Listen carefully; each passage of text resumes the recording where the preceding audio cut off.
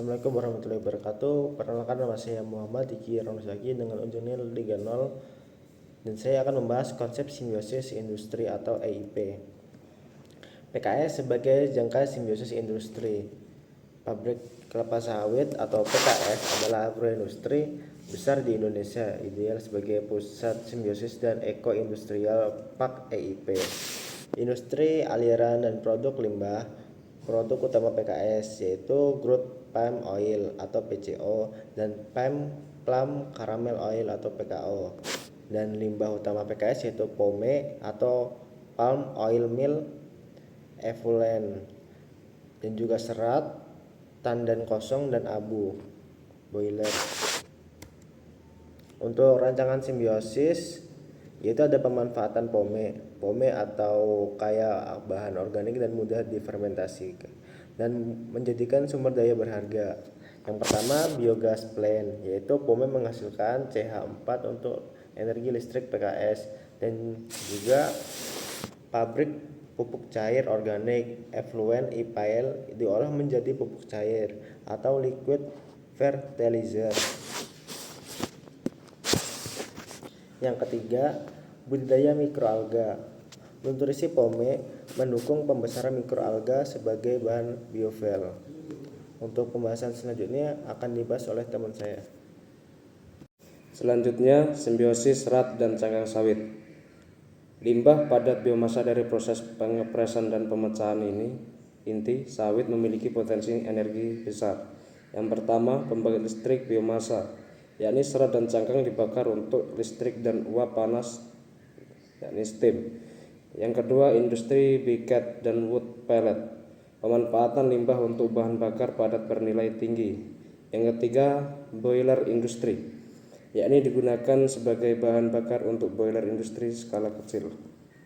Selanjutnya, simbiosis tandan kosong sawit (TKS) adalah limbah padat berserat panjang dengan beragam manfaat. Yang pertama, kompos atau biofertilizer, yakni fermentasi TKS menghasilkan pupuk organik untuk kebun sawit dan mengurangi biaya pupuk kimia. Yang kedua, media tanam jamur, yakni mendukung pertanian lokal, jamur, sayuran, dan menciptakan nilai tambah. Jenis limbah POME dimanfaatkan sebagai biogas, pupuk cair, media jamur, dan digunakan pada industri kompos, pabrik panel, kayu, budidaya jamur. Limbah serat dan cangkang, pemanfaatnya yakni biomass power plant, briquette, dan wood pellet, digunakan dalam industri boiler skala kecil dan menengah. Limbah TKS digunakan sebagai kompos, biofertilizer, media tanam jamur. Industrinya yakni budidaya jamur dan industri kompos. Prinsip closed loop, siklus tertutup. Rancangan EIP PKS menerapkan loop material tertutup, meniru pola alam tidak menghasilkan limbah. POME menjadi biogas, menjadi energi. Limbah cair POME diubah menjadi biogas, menghasilkan energi untuk PKS, menciptakan loop energi tertutup. Fiber dan seal menjadi boiler, diubah menjadi panas. Serat dan cangkang menjadi bahan internal, mendukung proses produksi PKS membentuk loop energi internal. TKKS EFB menjadi kompos, dimanfaatkan dalam perkebunan. Tandan kosong dikomposkan menjadi pupuk organik untuk kebun sawit, menutup loop nutrisi. Ketiga aliran ini menunjukkan limbah kembali menjadi input inti dari ekosistem industri closed loop. Selanjutnya yaitu prinsip efisiensi material. EIP memaksimalkan penggunaan sumber daya dan meminimalkan limbah, mengoptimalkan input untuk output bernilai ekonomi. Pemanfaatan biomasa. Seluruh biomasa kelapa sawit dimanfaatkan. PMO biogas, pupuk air. Serat dan cangkang, briquette, TKS, media tanam jamur, dan kompos. Nihil residu, hampir tidak ada residu terbuang, semuanya dialirkan ke industri pemanfaat. POME berdaya guna. POME yang mencari lingkungan air kini menjadi energi dan pupuk air. Pemanfaatan panas buangan. Panas buangan atau wet head dimanfaatkan untuk pengeringan produk, mengurangi kebutuhan energi baru. Prinsip-prinsip limbah menjadi produk. Konsep penting EIP, proses satu industri menghasilkan input bagi industri lain, mengubah limbah menjadi komoditas bernilai ekonomi baru. POME menjadi biogas, biogas menjadi energi biogas atau pupuk cair. TKS atau tandan kelapa sawit berubah menjadi industri kompos, industri kompos berubah menjadi pupuk organik. TKS berubah menjadi industri jamur berubah menjadi pangan. Fiber berubah menjadi briket berubah menjadi energi rumah tangga atau industri. Mungkin sekian dari saya.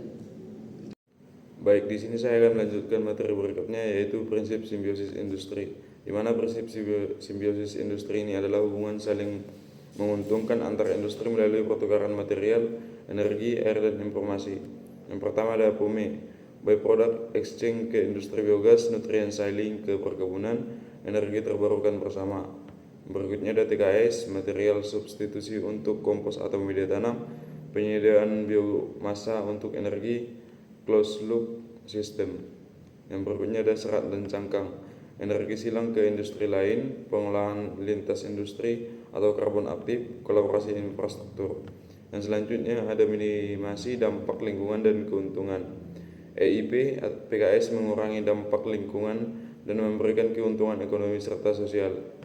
Di bidang minimasi dampak lingkungan, pengolahan POME atau biomasa pupuk cair mengurangi emisi metana, pemanfaatan TKS atau kompos mulsa mengurangi pembakaran terbuka. Dan berikutnya serat dan cangkang sebagai bahan bakar boiler mengurangi penggunaan batu bara. Keuntungan utama di bidang industri atau ekonomi, mengurangi biaya, pendapatan baru, efisiensi operasional.